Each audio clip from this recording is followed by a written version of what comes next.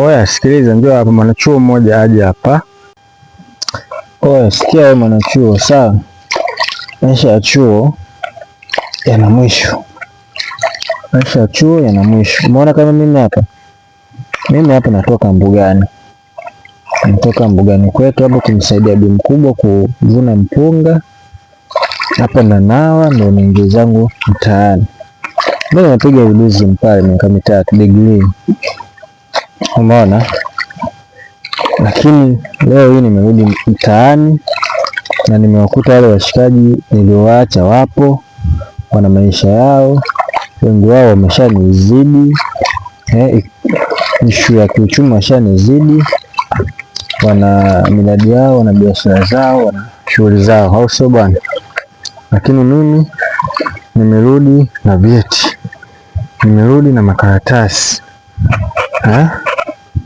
Mimi nimerudi na makaratasi hapa.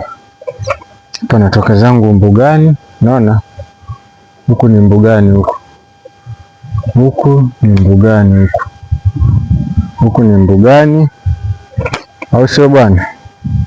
Sasa hebu usiwadharau wale washikaji wale, usiwadharau hao washikaji. Hao washikaji ambao ndio umesoma nao sasa hivi wana bodaboda za mikataba, wengine bodaboda zao. Utakaporudi mtaani utawakuta hao, na hao ndio watakupa connection, hao ndio watakupa channel. Umeona? Utafika wewe utajalia njaa, wanangu sielewi nini, hao ndio watakupeleka kwa matajiri wanaotoa bodaboda za mikataba. Hao ndio watakupeleka, watakudhamini. Nataka niseme nini? Unapokuwa unarudi likizo, jitahidi kukopareti nao, shirikiana nao. Sio umerudi nyumbani kwenu huko mkoani huko, unatafuta vijana-chuo wenzako huko, eti ndo mnakuwa marafiki.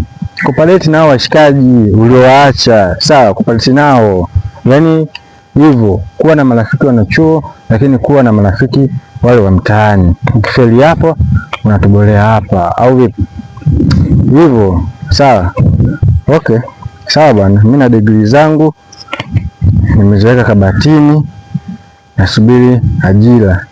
Alitumia babu na mjukuu anatumia